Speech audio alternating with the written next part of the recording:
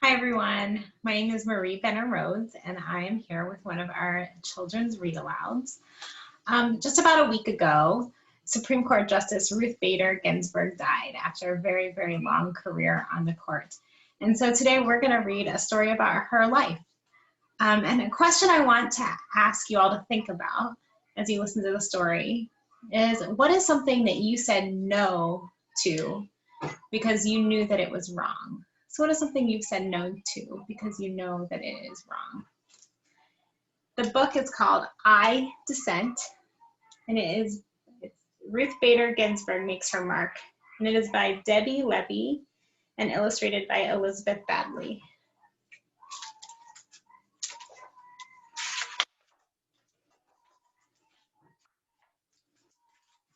You could say that Ruth Bader Ginsburg's life has been one disagreement after another.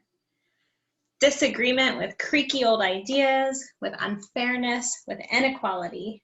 Ruth has disagreed, disapproved, and deferred.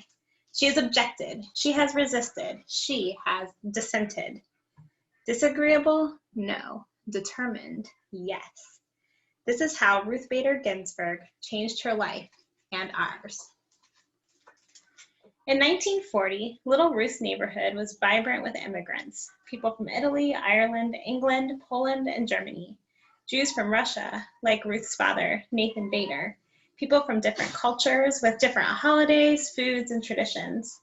But in all these families in Brooklyn, New York, and in families everywhere, one thing was the same. Boys were expected to grow up and go out in the world and do big things. Girls were expected to find husbands. Ruth's mother disagreed. Celia Amster Bader thought girls should also have the chance to make their mark on the world, so she took Ruth to the library. The library is one of my very favorite places. On the shelves were stories of girls and women who did big things. Ruth read about Nancy Drew, girl detective. She discovered Amelia Earhart, daring aviator. She learned of Athena, goddess of Greek myths. Here were independent girls and women taking charge.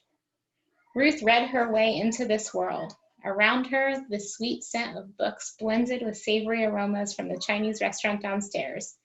Delicious. A girl could be anything.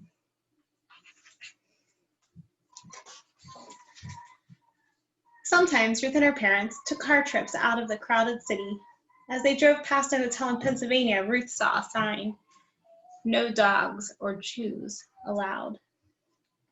This is how it was in those days. Hotels, restaurants, even entire neighborhoods announcing no Jews, no colored, no Mexicans, whites only, not welcome. It's not right. Ruth and her family were Jewish. This was prejudice, pure and simple. Now it was Ruth's turn to disagree.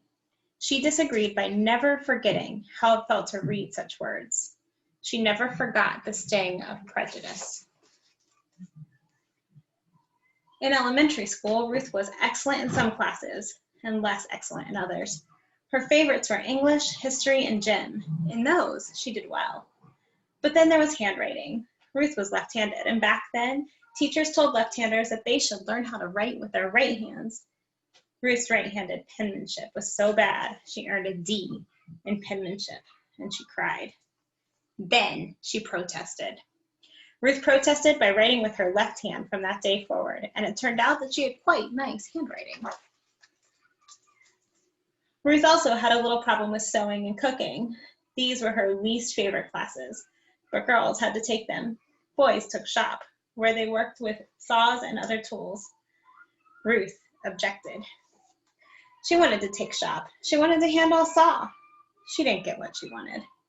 It may have been unfair to treat to girls and to boys, but Ruth was learning that sometimes life was like that. Ruth loved music. She especially loved opera. In music class, she lifted her voice in song. This time, it was Ruth's music teacher who objected gently. Ruth simply could not carry a tune.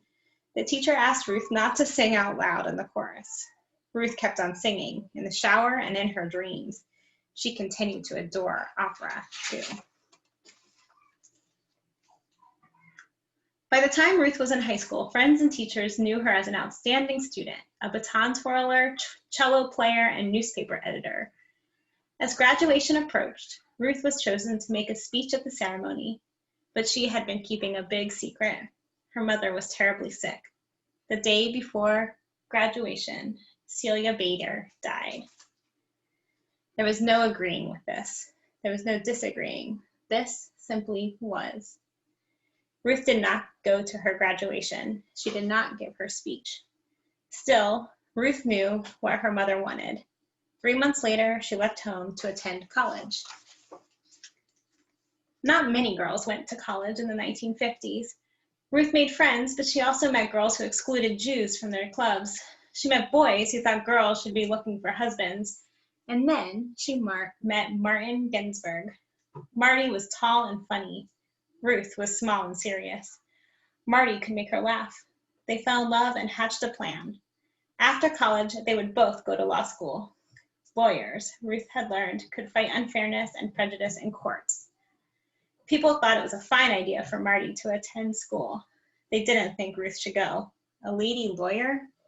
People disapproved. Ruth disapproved right back, and so did Marty. They got married, they went to law school, and they had a baby, Jane. Ruth's law school class had a total of 9 women and 500 men. She studied mightily and tied for first place in the class. And yet, at graduation time, no one would hire the brilliant new lawyer. Why not? She was a woman. Men didn't want to work with a woman. She was a mother. Men thought a mother wouldn't pay attention to work. She was Jewish. Many people were still prejudiced. 3 strikes against her, but Ruth was not out. She resisted and persisted. Finally, a judge hired her, and she worked like mad for him. After that, one law school hired her, and then another. Ruth became one of the few female law professors in the whole country, and she did it with a new baby at home, James. Ruth had disagreed and worked her way into being a lawyer and professor, but around her, other women were excluded from jobs. When they did get jobs, they earned less than men. They were kept out of important roles in courts and government. To make matters worse, the Supreme Court of the United States, the highest court in the land, approved of all of this. As one Supreme Court justice had written years before, the natural and proper timidity and delicacy which belongs to the female sex evidently unfits it for many of the occupations of civil life. In other words, women and girls were too shy and too weak to do big things in the world. Another Supreme Court opinion declared, woman has always been dependent upon man. Ruth really disagreed with this. So Ruth went to court to fight for equal treatment of women. The most important cases went to the Supreme Court. The first time she appeared there, Ruth was so nervous, she feared she might be sick. But standing before the 9 Supreme Court justices, Ruth imagined them as her students. She, Professor Ginsburg, needed to teach these students, who were all men, why a person's choices shouldn't be limited just because she was born a girl. Ruth wasn't only fighting for women. When women were excluded from the work world, men were excluded from home life. Why shouldn't a father stay home to care for his children and cook the meals? Why shouldn't his wife run a business? These were fresh ideas in the 1970s. Ruth did not win every case, but she won enough. With each victory, women and men and girls and boys enjoyed a little more equality. Sometimes Ruth and Marty's children received confused looks when they said that their mother argued cases in the Supreme Court and their father made families dinner. People found this strange. Ruth, Marty, Jane, and James did not concur. They kept on being the type of family they wanted to be, and dinners at the Ginsburg home were delicious. Marty was a successful lawyer, but also a marvelous chef who had mastered the art of French cooking. Ruth, her family knew, had mastered the art of burnt pot roast. She's not a good cook. Ruth became well known as a lawyer, so well that President Jimmy Carter chose her to be a judge in Washington, D.C. Then, Ruth became known as a first-rate judge, and President Bill Clinton asked her to be a justice on the Supreme Court. Along with the other 8 Supreme Court justices, her job would be to decide the most significant cases and answer the most difficult legal questions in the United States. Ruth agreed. In 1993, Justice Ruth Bader Ginsburg became the first Jewish woman on the nation's highest court. In each case, the Supreme Court considers, after hearing from the lawyers who argue for each side, the 9 justices take a vote. The side that gets the most votes wins the case. The justices who agree write an opinion to explain the court's ruling. When Justice Ginsburg votes with the winning side, she wears a special lace collar on her robe. But many times, when the Supreme Court announces its decision, Justice Ginsburg disagrees. "I dissent," she says, and she writes her own opinion explaining why. Plus, she wears a different collar, just for dissenting. "I dissent," Justice Ginsburg said when the court wouldn't help women or African Americans or immigrants who had been treated unfairly at work. "I dissent," when the court rejected a law meant to protect the rights of all citizens to vote, no matter their skin color. "I dissent," when the court said no to schools that offered African Americans a better chance to go to college. Justice Ginsburg can be very convincing. In one dissent, she explains why the court was wrong to rule against women workers who were fighting to get paid the same as men. Congress and the president agreed with her and passed a law to undo the court's ruling. Justice Ginsburg has disagreed most often with the legal views of Justice Antonin Scalia, but they didn't just complain. "I dissent. No, I dissent." They shared their conflicting ideas, and each person pointed out weaknesses in each other's arguments. And after the opinions were written, the 2 justices had fun with each other. They didn't let disagreements about the law get in the way of a long friendship. Do you have any friends you find that you disagree with sometimes, but still get along with as friends? That can be hard, but it can also be really good. Justice Ginsburg is now the oldest member of the Supreme Court. Well, we just learned that she died this week, but until then, she was the oldest member of the Supreme Court. Some people have said she should quit because of her age. Justice Ginsburg begs to differ.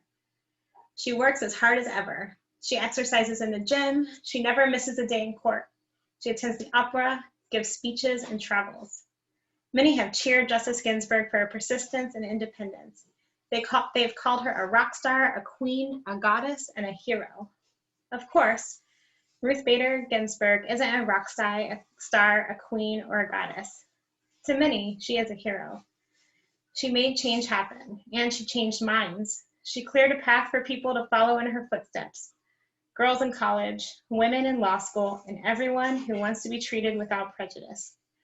Her voice may not carry a tune, but it sings out for equality. Step by step, she has made a difference. One disagreement after another. Thank you all, and I look forward to hearing some of those answers to the question that I asked before. When is a time that you have said no? When is a time that you have dissented to something that you knew was wrong? And what was that thing that was wrong? Thank you. Bye.